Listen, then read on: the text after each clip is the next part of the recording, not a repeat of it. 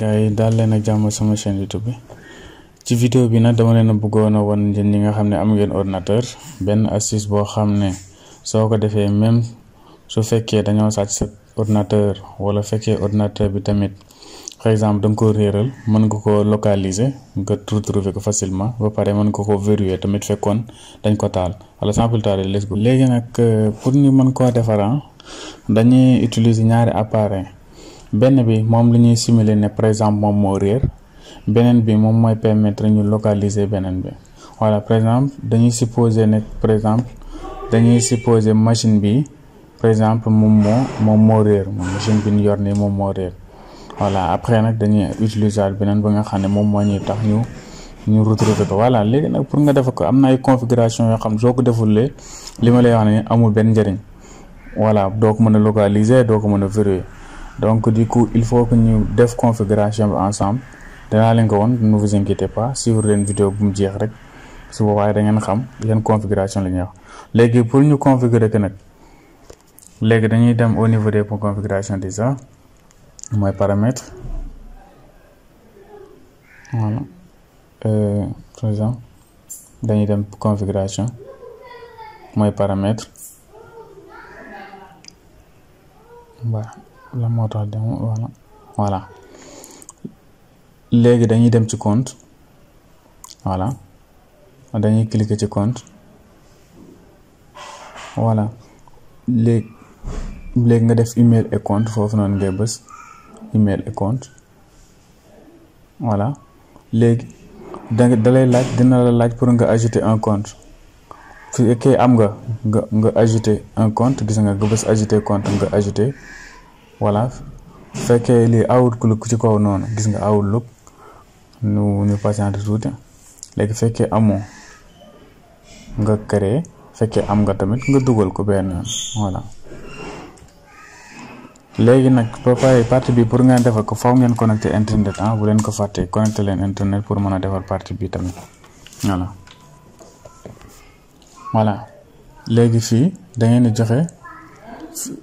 fekkee am ngeen compte ngeen dugal ko fii ngeen dugal sinon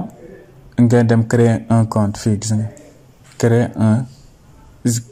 un foofu ngeen bës pour ngeen créer benn compte voilà fekkee am ngeen tamit mooy créer compte Outlook man ngeen ko dugal fii directement mu laaj leen mot de passe ngeen valider voilà fekkee am ngeen question par rapport à ça tamit nan la ñuy def ba créer compte Outlook tamit mën ngeen ma ko poser comme ça ma defal leen ci vidéo voilà léegi ñun supposé nañ ne ñëpp mën nañoo créer compte léegi ñu dem sama téléphone pour wan leen affaire nu mu fay demee léegi ma wan leen nan la ñuy def ba récupérer ko voilà léegi soo ñëwee sama téléphone dañuy ubbi navigateur Chrome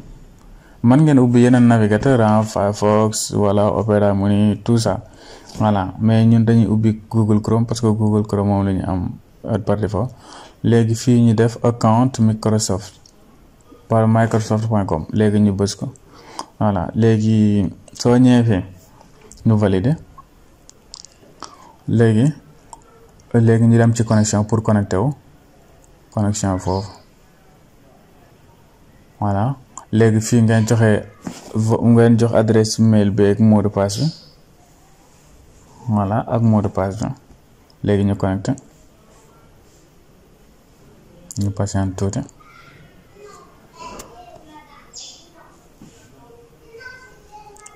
voilà gis nga connecté na léegi tableau de bord bi ngeen am léegi gis nga information yëpp ngi ni léegi da ngeen di si gérer desktop mooy boobu noonu mooy gérer appareil boobu noonu ci kaw léegi ngay xool voilà ngeen bës si mooy appareil perdu soo leen ko bësee foofu ba pare léegi gis nga da ngeen gis localiser voilà xaar mu zoomé tuuti wala mu ngi localiser mon appareil foofu ngeen di bës localiser mon appareil voilà léegi gis nga soo xoolee man jamono ji maa ngi fii wala gis nga man maa ngi fii léegi instant yi maa ngi fii léegi soo xoolee localiser nga ko léegi soo la neexee gis nga mën nga dem Google Maps sax su xaar ma demal leen ne c'est vrai xaar ma dugg Google Maps attendez voilà pour wan leen ne exactement foofu laa nekk parce que man maag machine bi instant ñoo jàkkaarloo gis nga actuellement gis nga sama position mi ngi noonu foofu fii laa nekk jamono ji juste pour vérifier pour montrer que affaire bi ça marche voilà léegi soo ko localiser gis nga option yi yëpp mën nga vérifier machine bi comme ni ma leen ko waxee dem léegi pour nga vérifier da ngay dugg ci PC bi gis nga mu def vérifier gis nga def vérifier soo ko vérifier rek soo bësee ci vérifier rek léegi da koy tëj léegi tamit gis nga am na ay information yi la jox mooy batterie bi 80% la voilà lépp la lay jox quoi voilà léegi nga def vérifier léegi boo bàyyee après tamit mën nga ko bàyyi benn message voilà